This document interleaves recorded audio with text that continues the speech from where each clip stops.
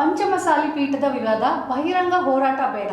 ಶಂಕರ್ ಬಿಸ್ರಳ್ಳಿ ಕರ್ನಾಟಕ ರಾಜ್ಯ ವೀರಶೈವ ಲಿಂಗಾಯತ ಪಂಚಮಸಾಲಿ ಸಂಘದ ರಾಜ್ಯ ಉಪಾಧ್ಯಕ್ಷರು ಮನವಿ ಮಾಡಿಕೊಂಡಿದ್ದು, ಪಂಚಮಸಾಲಿ ಪೀಠದಲ್ಲಿ ಇತ್ತೀಚೆಗೆ ನಡೆಯುತ್ತಿರುವ ಬೆಳವಣಿಗೆಗಳು ಸಮಾಜದಲ್ಲಿ ತೀವ್ರ ನಿರಾಸೆ ಮೂಡಿಸಿರುವ ಹಿನ್ನೆಲೆಯಲ್ಲಿ ಸಮಾಜದ ಹಿರಿಯ ಮುಖಂಡರಾದ ಶ್ರೀಯುತ ವೀರೇಶ್ ಜಿ ಮತ್ತಿಹಳ್ಳಿ ಹಾಗೂ ಹಿರಿಯ ಧರ್ಮದರ್ಶಿಗಳು ಶ್ರೀ ಪಿ.ಡಿ. ಶಿರೂರ್ ಅವರು ನಮ್ಮ ಹಾವೇರಿ ಜಿಲ್ಲಾ ಎಲ್ಲ ಸಮಾಜ ಹಿರಿಯ ಬಾಂಧವರು ಹೋರಾಟಗಾರರಿಗೆ ಕಿವಿಮಾತು ಹೇಳಿದ್ದಾರೆ.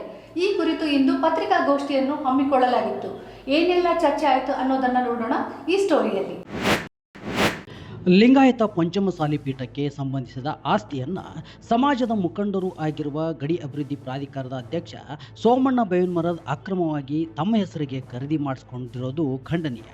ಕೂಡಲೇ ಶ್ರೀಮಠದ ಆಸ್ತಿಯನ್ನು ಹರಿಹರ ಪೀಠಕ್ಕೆ ಮರಳಿಸುವ ಮೂಲಕ ತಮ್ಮ ಘನತೆ ಗೌರವವನ್ನು ಉಳಿಸ್ಕೊಳ್ಬೇಕು ಅಂತ ಸಮಾಜದ ಮುಖಂಡ ವಕೀಲ ಸೋಮಶೇಖರ್ ಕೊತ್ತಂಬರಿ ಅವರು ಆಗ್ರಹಿಸಿದರು. ಹರಿಹರ ಪಂಚಮಸಾಲಿ ಪೀಠದಲ್ಲಿ ಇತ್ತೀಚೆಗೆ ನಡೀತಾ ಇರುವ ಕೆಲ ಬೆಳವಣಿಗೆಗಳು ಸಮಾಜದಲ್ಲಿ ತೀವ್ರ ನಿರಾಸೆಯನ್ನು ಮೂಡಿಸಿವೆ.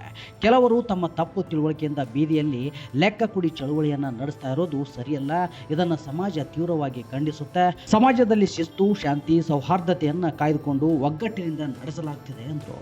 ಇನ್ನು ರಾಜ್ಯ ಗಡಿ ಅಭಿವೃದ್ಧಿ ಪ್ರಾಧಿಕಾರದ ಅಧ್ಯಕ್ಷ ಸೋಮಣ್ಣ ಬೇವಿನಮರದವರು ಹರಿಹರದ ಪೀಠದ ಟ್ರಸ್ಟಿ ಬಗ್ಗೆ ಆಧಾರರಹಿತವಾಗಿ ಆರೋಪವನ್ನು ಮಾಡ್ತಿದ್ದಾರೆ. ಆರೋಪ ಮಾಡುವವರ ಕೈ ಮೊದಲು ಶುದ್ಧವಾಗಿರಬೇಕು.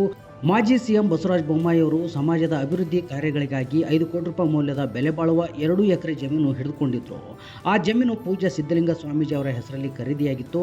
ಸಿದ್ಧಲಿಂಗ ಸ್ವಾಮೀಜಿ ನಂತರ ಶ್ರೀಮಠದ ಟ್ರಸ್ಟ್ ಹೆಸರಿಗೆ ಆಗಬೇಕಿದ್ದ ಜಮೀನನ್ನು ಆಡಳಿತ ಮಂಡಳಿ ಅಧ್ಯಕ್ಷ ಡಾಕ್ಟರ್ ರಾಜ್ಕುಮಾರ್ ಹಸ್ತಕ್ಷೇಪದಿಂದಾಗಿ ಸೋಮಣ್ಣ ಮಲ್ಲೇಶಪ್ಪ ಬೇವಿನಮರದ ಅವರ ಹೆಸರಿಗೆ ಕಾನೂನುಬಾಹಿರವಾಗಿ ಖರೀದಿ ಮಾಡಿಸಿಕೊಂಡಿದ್ದಾರೆ. ಇದನ್ನು ಸಮಾಜದವರು ಕ್ಷಮಿಸಲು ಸಾಧ್ಯವಿಲ್ಲ.